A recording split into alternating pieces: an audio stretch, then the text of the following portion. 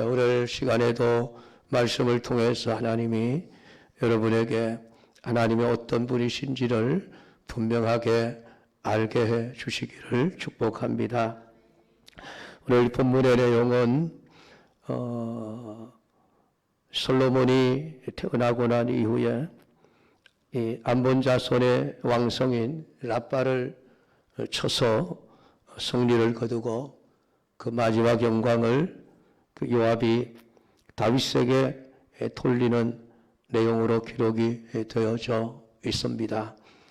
우리가 성경을 읽다가 보면은 이해가 되지 않는 부분들이 너무나 많습니다. 첫째는 성경의 내용들이 시간상으로 딱딱 맞게 오늘 일, 내일 일, 모레 일 이렇게 정확하게 날짜를 맞추어서 기록되어져 있는 것이 아니라 앞에 있는 일이 뒤에 가서 기록되기도 하고 뒤에 있는 일이 앞에가 기록이 되어져 있기도 합니다. 특별히 선지서들 예레미야서나 에스겔서나 이사야서나 이런 선지서들을 보면은 순서가 완전히 뒤죽박죽 섞여져 이게 언제 일어난 일인지를 모를 때가 참 많이 있습니다. 더구나 소선지서 12권이 우리는 순서대로 호세아부터 말라기까지 기록이 되어 있지만은 그 순서가 시간상의 순서로 기록된 것이 아닙니다. 어떤 책은 앞에 있어야 할 책이 뒤에 가 있고 뒤에 있어야 할 책이 앞에 가 있기도 하는 이러한 시간적인 의미를 성경은 두고 있지를 않습니다.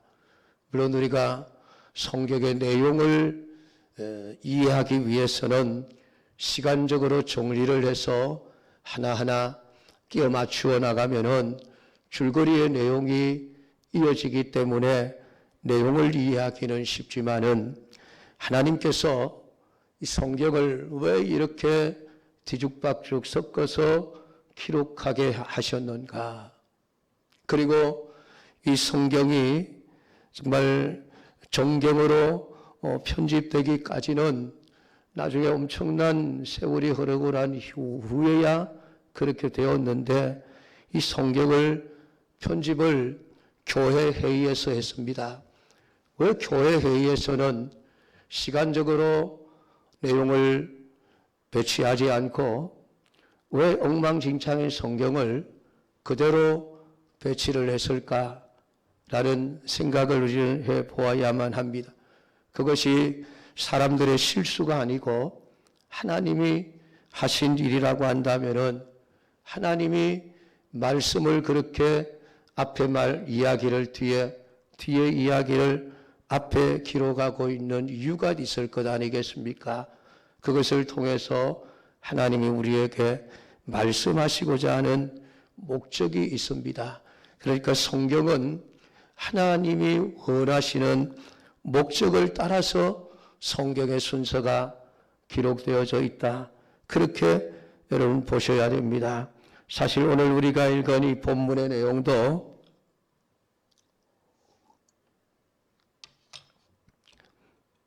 앞쪽에 기록되어져 있어야 할 내용입니다. 왜냐하면 솔로몬의 탄생보다도 먼저 있어야 할 내용이 오늘 본문에 암몬 자손을 쳐서 승리한 내용이기 때문에 그렇습니다. 다윗이 그의 아내 바세바와 분류를 행하고 난 아이가 죽고 난 이후에 또 하나님이 솔로몬을 주셨는데 그 솔로몬의 이름을 하나님이 여디디아라 그렇게 부르셨습니다.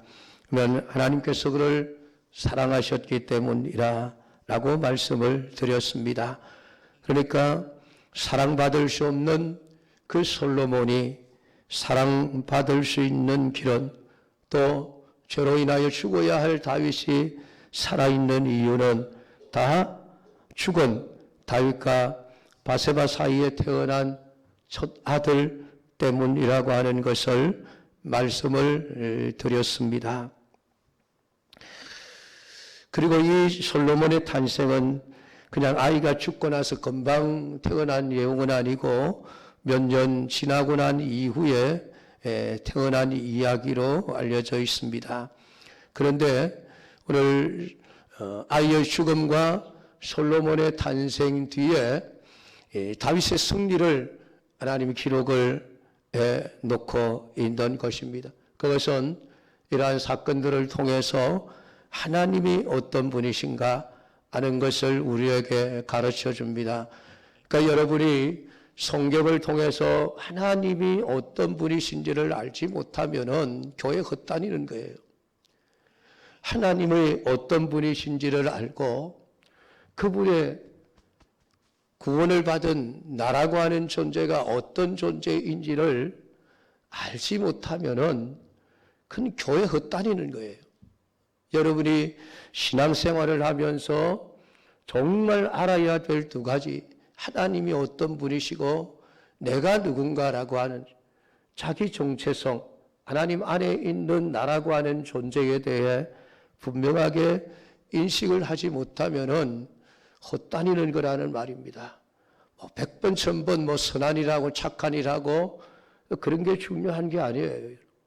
오늘 교회를 나와서 말씀을 읽고 묵상하고 여러분들이 보면은 그 말씀을 통해서 하나님이 이런 분이구나. 그리고 구원받은 나란 존재가 이런 것이구나 라고 하는 것을 알아야만 하는 것입니다. 여러분 그 악한 일을 많이 하는 사람들을 우리가 보면 뭐라고 얘기를 합니까? 천벌받을 인간이라고 이야기를 합니다. 못된 짓을 많이 한 사람들을 보면 너는 천벌을 받을 거야. 그런 이야기를 많이 하지 않습니까? 그것이 우리가 생각하는 정의죠. 그런데 우리가 세상을 보면은 천벌을 받아야 할 사람들이 벌을 받지 않고 오히려 억울하게 환난을 당하고 고난을 당하는 사람들을 볼 수가 있습니다. 그런 현상들을 보면서 하나님이 행하시는 일을 도무지 이해하기가 쉽지 않다라고 말할 수 있을 것입니다.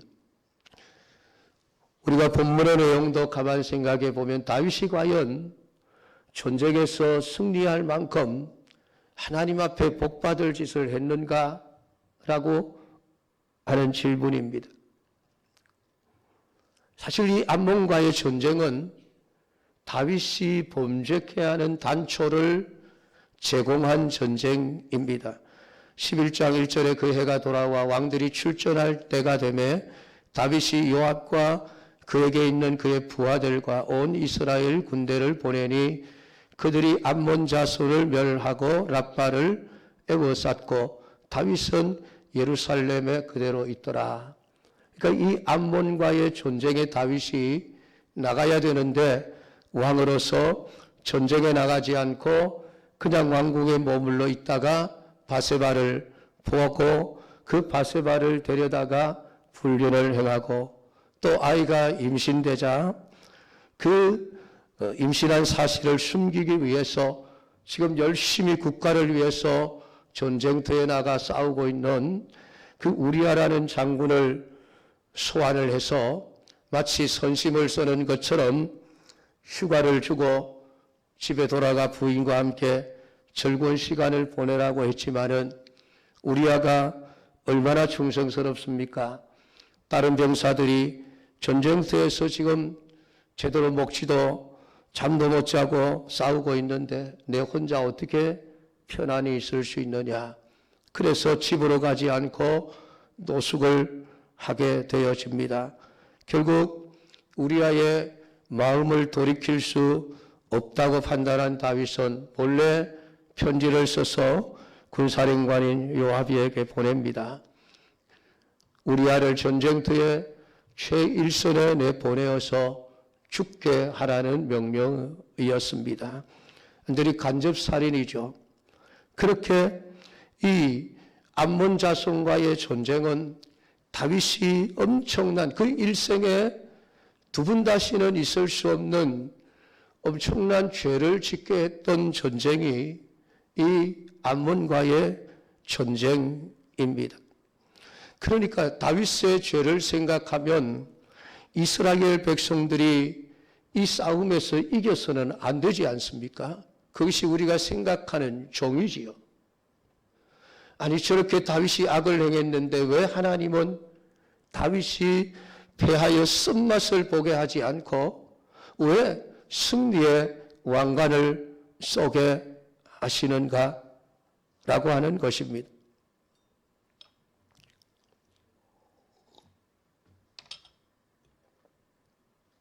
여러분은 이런 하나님이 이해가 되십니까?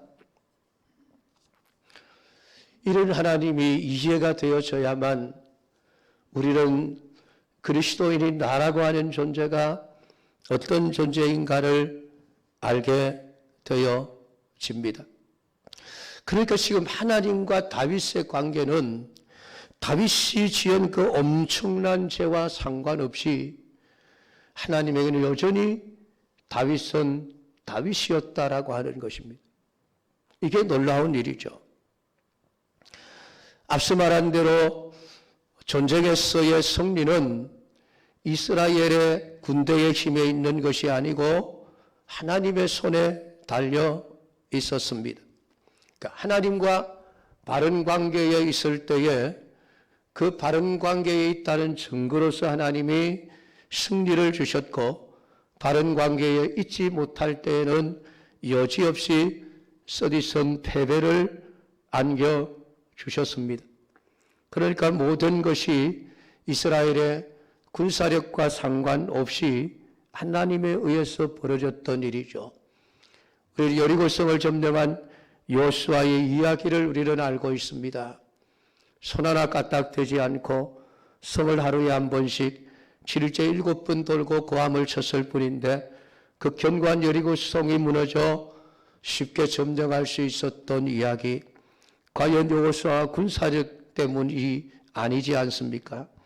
그런데 놀랍게도 그 다음 전쟁인 조그만 성 한 2, 3천 명만 가도 충분히 승리할 수 있겠다고 생각했던 아이 성의 전투에서 처절한 패배를 겪게 되어집니다.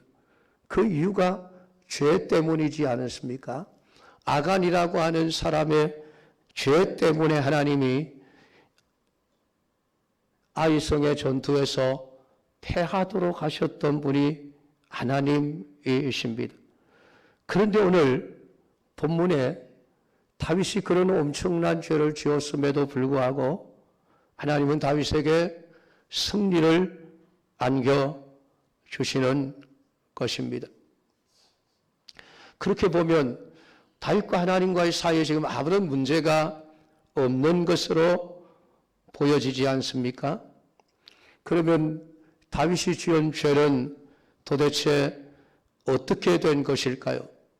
여러분, 이것이 하나님의 백성들이, 신자들이 누리는 신비고 축복이고 특권인 것이에요. 오늘 세상의 상식대로 하자면 다윗은 천벌을 받아 마땅하고 왕의 자리에서 끌려 내려와야 마땅합니다.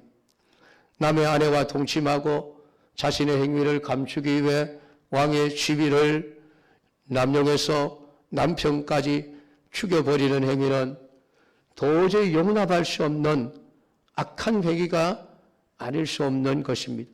그런데 하나님은 그런 다윗의 악함에도 불구하고 다윗과의 관계에 아무런 문제가 없다라는 증거물로 승리의 면류관을 씌워주시는 것입니다. 왜 그랬습니까? 지난 시간에 이미 말씀을 드렸습니다마는 결국 아이의 죽음과 솔로몬의 탄생이라고 하는 이 짧은 내용이 오늘 하나님과 다윗 사이에 어떻게 죄를 없이 하고 다윗에게 영광의 승리를 가져다 주었는가 하는 것을 이해할 수 있는 열쇠인 것입니다. 결국 다윗이 아이가 병들었을 때에 먹지 못하고 금식하며 하나님 앞에 살려달라고 기도했지만은 하나님은 그 아이를 데려가셨습니다. 그런데 아이가 죽고 나자 다윗은 오히려 음식을 먹고 금식 기도를 거치고 나라의 일을 돌보았다라고 말하고 있습니다. 단순히 그 아이가 다윗의 죄에 대한 처벌의 차원, 심판의 차원에서라고 한다면은 그 아이는 너무 억울하죠. 다윗이 고통을 받아야 하지 않습니까? 그리고 아이가 죽고 난 후에 다윗은 더 큰 아픔과 고통을 느껴야만 하지 않겠습니까? 왜냐하면 아이가 나 때문에 죽었다라고 하는 생각에 더 슬퍼야 되고 더 아파야 되고 더 고통스러워야만 합니다. 그런데 다윗은 오히려 음식을 먹고 금식을 거치고 일을 했다. 그래서 사람들이 이상하게 여겨서 말을 합니다. 오늘 우리가 이 말씀들을 통해서 생각해 보아야 하는 것은 하나님과의 관계를 우리 자신들의 행위를 근거로 해서 자꾸 생각을 하게 되는 경향을 가지고 있습니다. 내가 행위가 바르면 하나님과의 관계도 바로 유지되고 행위가 바르지 못하면은 하나님의 관계 역시 깨어진다는 생각들을 많이 가지고 있습니다. 그래서 우리가 실수하고 허물을 가지게 될 때 가장 염려하는 것이 무엇입니까? 혹시 하나님이 나를 버리시지는 않을까? 하나님이 나를 사랑하지 않게 되는 것이 아닌가 하는 생각들입니다.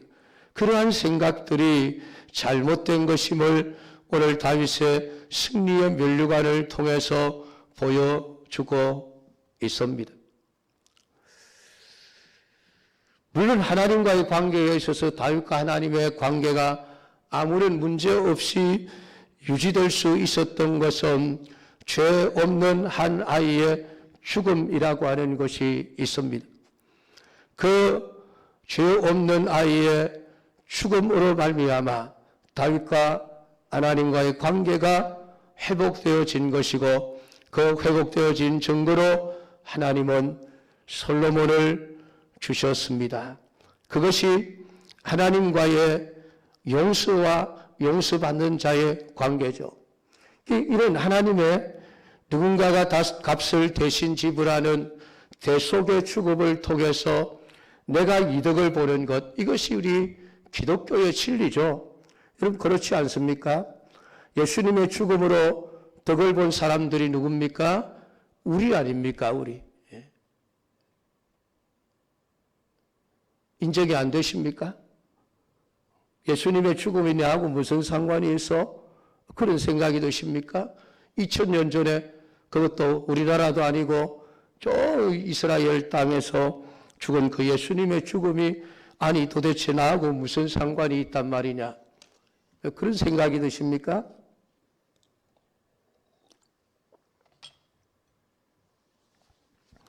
그러면 그 사람은 하나님과 아무런 관계가 없는 사람이에요.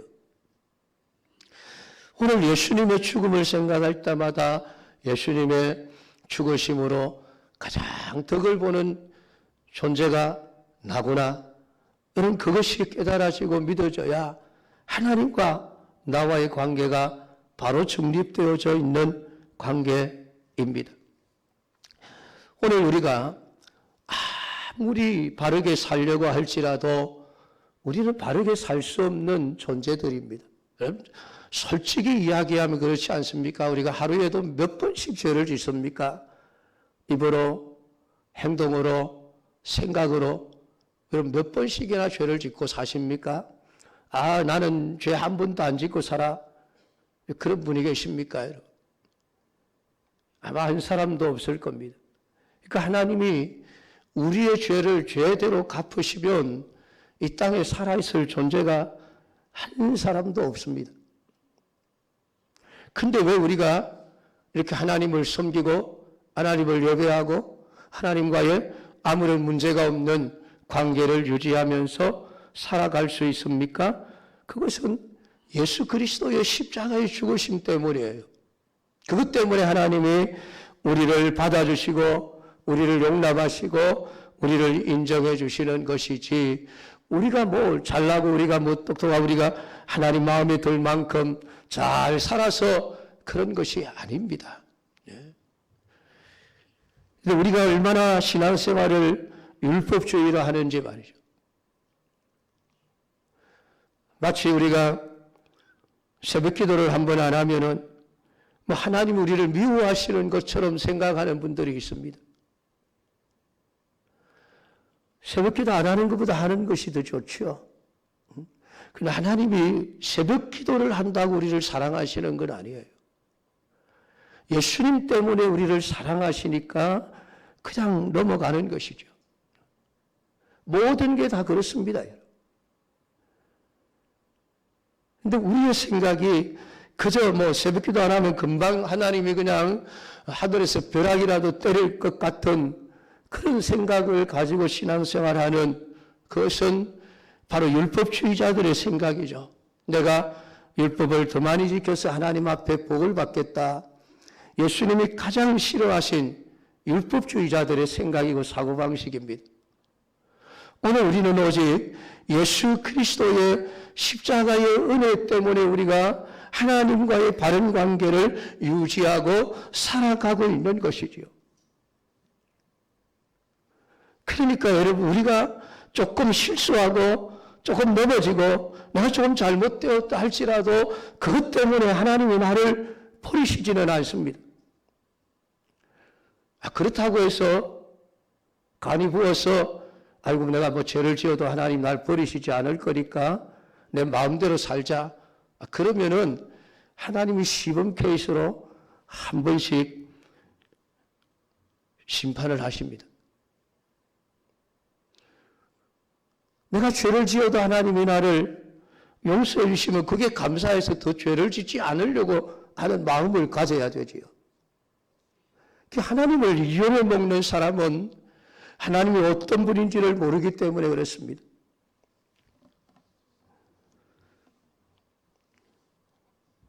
오늘 여러분 주위에서 일어나는 사건들을 하나하나 살펴보면서 그냥 우연히 일어나는 사건이라고 생각하지 마십시오. 하나님의 섭리 속에서 되어지는 일들입니다. 오늘 다윗이 애매하게 죽은 자신의 아이를 바라보면서 자신의 범죄로 인한 결과가 죽음이라고 하는 것을 바라보면서 자신을 한탄해야 하는 것처럼 신자는 십자가 앞에 서서 죄 없이 나를 대신하여 죽으신 예수님을 바라보면서 나의 죄에 대해서 애통해하며 안탄해하며 아파해야 하는 것입니다. 그게 그리스도인이에요. 그러한 생각을 가지고 살아갈 때에 하나님은 그 백성들이 복되게 하시고 그 백성들이 승리케 하신다는 것을 우리에게 말씀해 주고 있습니다. 이스라엘의 승리와 패배, 수많은 기적의 역사들은 하나님이 이스라엘 백성들과 함께 계시는 증거물입니다. 불신앙으로 인해서 주어졌던 수많은 징계들 또한 하나님이 그들을 버리지 아니하시고 함께 하신다는 증거물이었습니다. 그러나 이스라엘이 하나님께 복을 받을 만한 민족이 되지 못한다는 것을 우리는 성경 속에서 너무나도 많이 보고 있습니다. 그럼에도 불구하고 그들과 동행하시고 인도하시고 함께 하시는 것은 유월절 어린 양의 피로 말미암아 새로운 생명을 얻게 된 자들이고 하나님의 백성들이기 때문에 어린 양의 피를 보시고 언제나 그들과 함께 하시는 것입니다. 그것은 오늘 우리와의 관계 역시 마찬가지입니다. 하나님이 우리를 버리지 아니하시고 우리와 함께 하시는 이유는 우리가 남들보다 똑바로 해서 더 잘해서가 아닙니다. 남들보다 선해서도 아니고 남들보다 신앙생활을 열심히 해서도 아닙니다. 오직 십자가에 죽으신 예수 그리스도의 그 피를 보시고 우리와 함께 하시며 오늘 우리와 동행하시며 우리의 걸음을 인도하시는 것입니다. 사랑하는 성도 여러분, 다윗이 랍바를 점령하고 그 안에 있는 백성들을 끌어내어 톱질과 쓰러질과 철도끼질과 벽돌 구이를 그들에게 하게 하니라 라고 성경은 기록을 해놓고 있습니다. 다윗은 왕관을 쓴 반면에 지금 암몬 사람들은 톱질과 쓰러질과 철도끼질과 벽돌 구이를 해야만 하는 노예의 삶이 되었습니다. 무엇의 차이입니까? 하나님의 사랑을 입은 자와 입지 못한 자의 차이입니다. 여러분, 이것이 하나님의 사랑을 입고 있는 신자들의 위상이에요. 세상 사람들 보기에 내가 아무리 못났어도 하나님은 나를 더 사랑하시는 분이십니다. 세상에 잘난 사람이 아무리 많아도 하나님의 관심은 우리에게 있는 거예요. 우리에게. 왜요? 예수님의 피로 우리를 사셨기 때문에, 우리가 하나님의 자녀이기 때문에. 물론 우리가 잘못될 때에 징계를 하시기는 하지만은 그럼에도 영원히 버리지 않는 것은 오늘 우리를 향한 예수 그리스도를 통해서 주시는 하나님의 사랑 때문에 우리에게 그렇게 대하신다는 것을 오늘 성경을 통해서 우리에게 말씀을 하고 있습니다. 오늘 요압은 암몬 성을 쳐서 승리를 눈앞에 두었지만 그는 자신의 이름으로 승리를 얻지 않으려고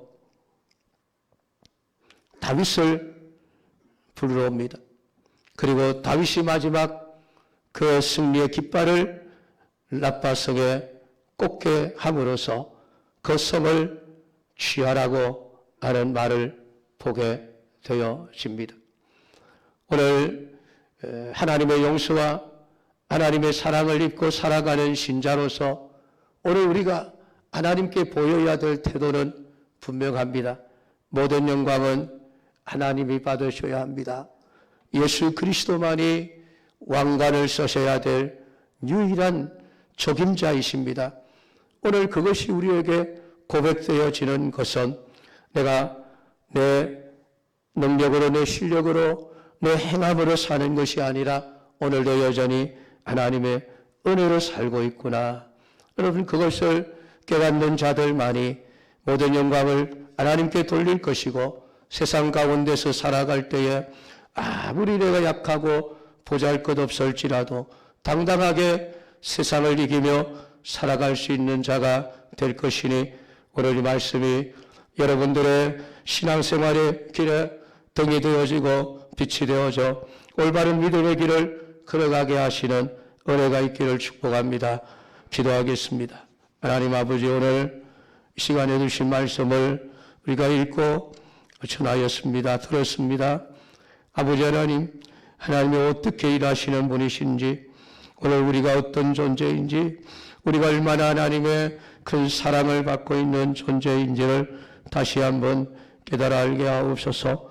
우리의 행위 때문이 아니라 예수님의 십자가의 죽으심이 나를 살리고 내게 모든 하나님의 은혜를 가져오게 한다는 사실을 잊지 말게 하시고 모든 영광을 하나님께 돌려드릴 수 있는 참 믿음의 삶이 되게 하옵소서. 예수님 이름으로 기도드리옵나이다. 아멘.